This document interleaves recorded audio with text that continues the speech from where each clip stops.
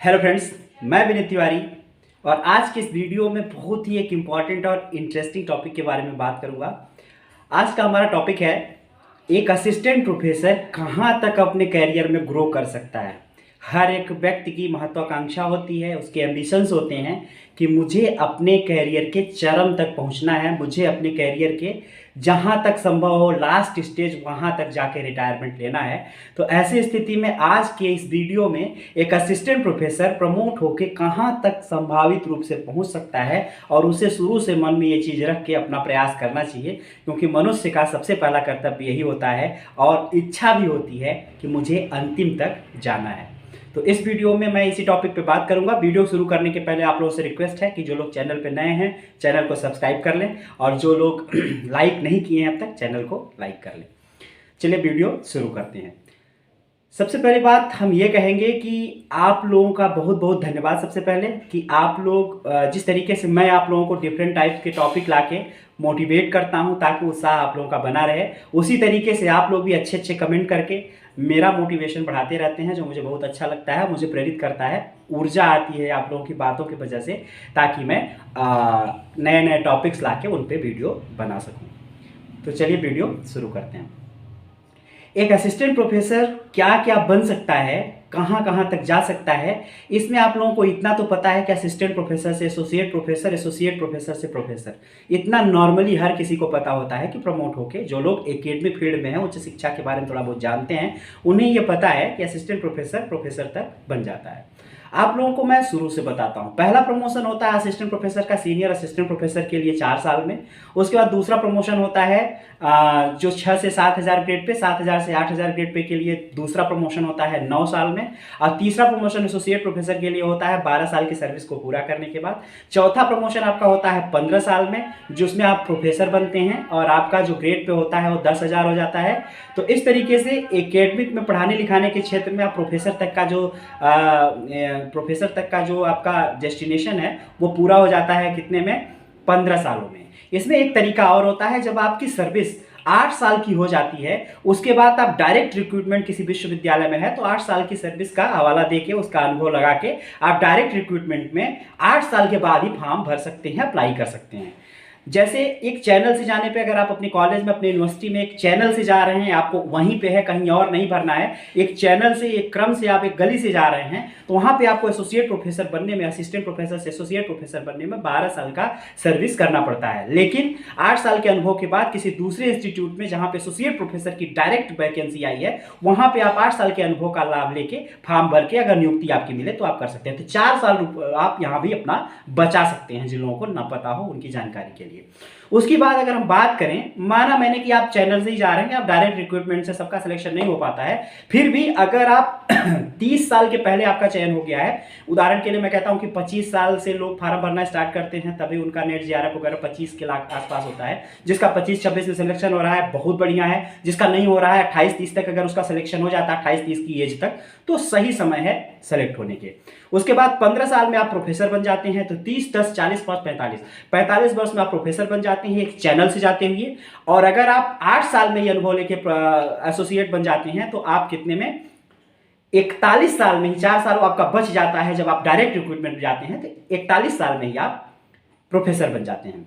तो जब आप 41 की उम्र में प्रोफेसर बन जाते हैं तो आपको वाइस चांसलर बनने की संभावना पूरी तरीके से खुल जाती है। एकेडमिक में जो लोग प्रोफेसर होते हैं उन्हीं को वाइस चांसलर बनाया जाता है।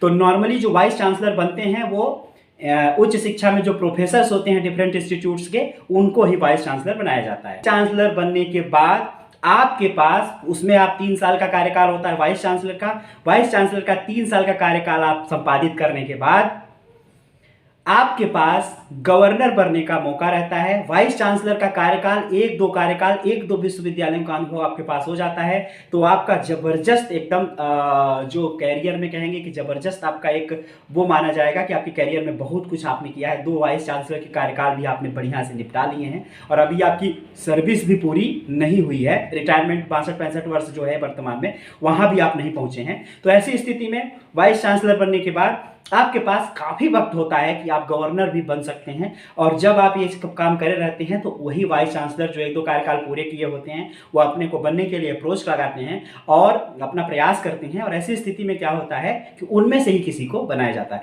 तो जब आप करियर में अपने उद्देश्य को ध्यान में रख के शुरू से ही चलते रहते हैं और आपके ध्यान में रहता है कि मुझे गवर्नर तक बनना है, तो आप उस हिसाब से काम करते हुए चलते हैं, उस हिसाब से काम आप करते हुए चलते हैं, तो आपके गवर्नर बनने की संभावना ईजी हो जाती है।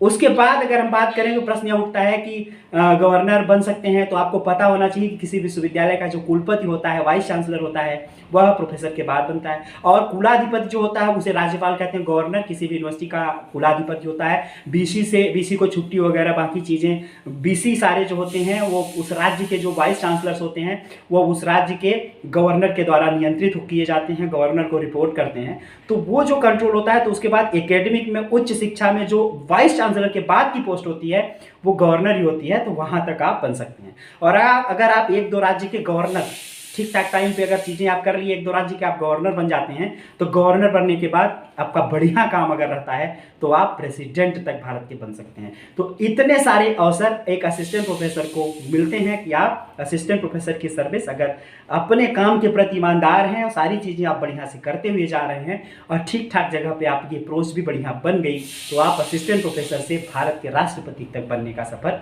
तय कर सकते हैं। इतनी संभावनाएं आपके अंदर मौजूद है। हर कोई नहीं कर पाता है, हर किसी के लिए मुमकिन भी नहीं होता है, लेकिन कुछ लोग वही होते हैं जो इसमें से भी यह कर सकते हैं। उनके रास्ता, यह माना जा सकता है कि आपका रास्ता वो बनने का खुल चुका है, उसमें किसी प्रकार की कोई समस्या नहीं है।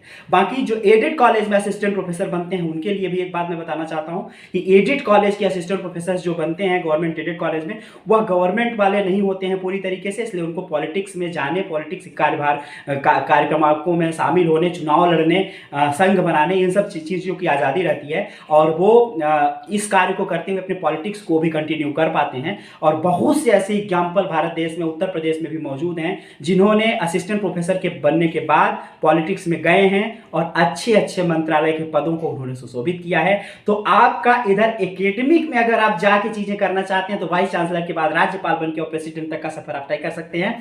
लेकिन अगर आप राजनीति में सक्रिय हैं, आपको राजनीति में भी अच्छा लगता है, तो पॉलिटिक्स में जाके आप बाकी चुनाव लड़के, विधायक, सांसद या एमएलसी वगैरह बन के उसके बाद भी आप किसी भी राज्य के किसी भी मंत्रालय में आप शामिल होके और सेवा दे सकते हैं। अच्छे प्रावधान है इसमें, क्योंकि आप उसके बाद मान लीजिए कि आप एक बार चुनाव लड़ते हैं, उसके बाद कार्य करती हैं, उसके बाद मान लीजिए तब तक के लिए आपको छुट्टी मिल जाएगी, कोई दिक्कत नहीं होती है। बाद में आप चुनाव मान लीजिए आप कभी हार जाते हैं, हारने के बाद आप पुरानी पोस्ट पे, पुरानी अपनी जगह पे लौटना चाहें तो आके अपने कार्यभार को ज्वाइन करके और दोबारा उसको कर सकते हैं। ऐसे प्रावधान भी कुछ स्टेट्स में कर दिए गए हैं। तो इस तरीके से बहुत सारी चीज़ें इसमें हैं जो आप कर सकते हैं। नॉर्मली सबको नहीं पता होती चीज़ें, इसलिए मैंने सोचा कि इसके बारे में भी आप लोगों को बताना चाहिए। तो इस वीडियो में इतना ही, नेक्स्ट वीडियो मिलेंगे, तब तक के लिए थैंक यू।